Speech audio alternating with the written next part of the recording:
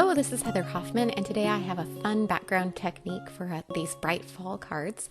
I'm using gouache paint. I'm not sure if that's the exact pronunciation. That's what I'm finding online, and that's what it looks like with the spelling, but they're kind of an opaque. They're almost like a little bit of a mix between watercolors and acrylic paints.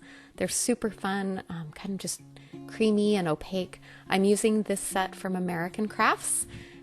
It's the set number 2, which I think is the fashion set, and I've pulled out just a few different colors from them, and I'm using some white heavyweight cardstock, and I'm just kind of adding some little dots of color and just kind of a random pattern. I'm not being too specific. I'm doing more and less of certain colors just depending on what I like.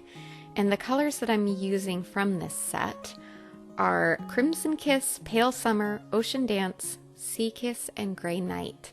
And then I have a wide squeegee that I'm using, and I'm just quickly swiping across the card, being careful. You can use a smaller one, but I had trouble with the colors mixing a little, so I really liked the width of this. Now, not to waste the extra color on there, I didn't realize how much I'd have left, so I grabbed another panel of white cardstock and just kind of tried to swipe off the extra that way on that card base, and then quickly clean that off so I didn't have to worry about it.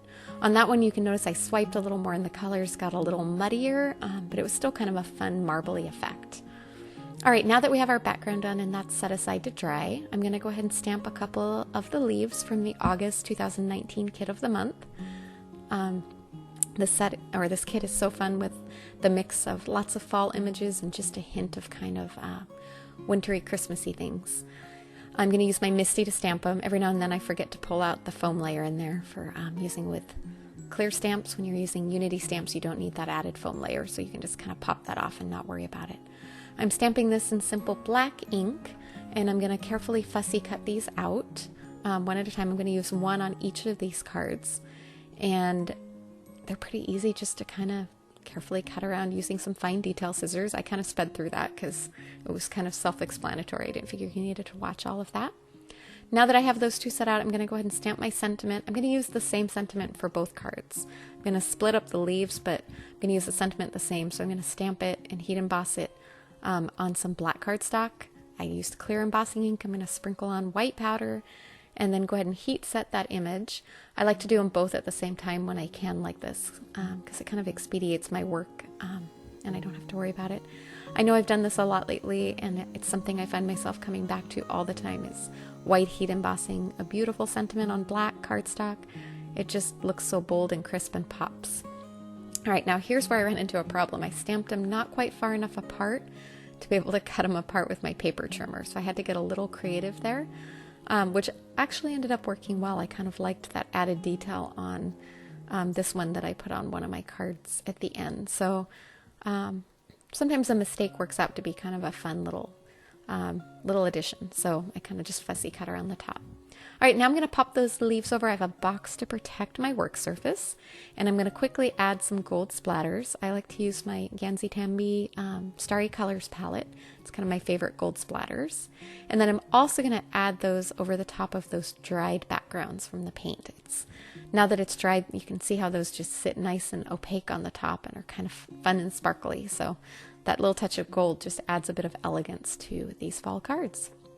All right, as I set those sentiments on there, I kind of looked at them and felt like they disappeared into the background a little much. So pulled out a scrap of white cardstock, and I'm going to trim that with my paper trimmer real quick, just to add a little matte on the background and kind of help those pop up a little so you see them a little bit more. Kind of see how that one works. And I'm going to do the same thing on that other one. This one I just need to be a little more careful because I'll have to kind of fussy cut around that top edge again, just like I did before. But as you can see, it's really not that hard just to get it lined up and even with that matting effect. All right, final finishing touch. I felt like we needed a little bit of natural fibers on there just to complete all the texture on this card. Fall cards always make me think of lots of texture. So I tied some just jute string. I buy it in a big roll. You can get it in smaller bits. This is an ivory colored. Just tied a little bow around the bottom of each of those leaves. And then I can adhere all of these different layers together with foam adhesive, starting with the sentiments just to kind of pop them on there. And then I'm going to add the leaves. I kind of tried to plan each of them so they overlapped a little bit on that sentiment just to kind of tie everything together. I like to use a big roll of foam tape and just kind of trim it down into pieces to fit behind those leaves. It's kind of a nice simple way to get the foam to the size that you need without too much trouble.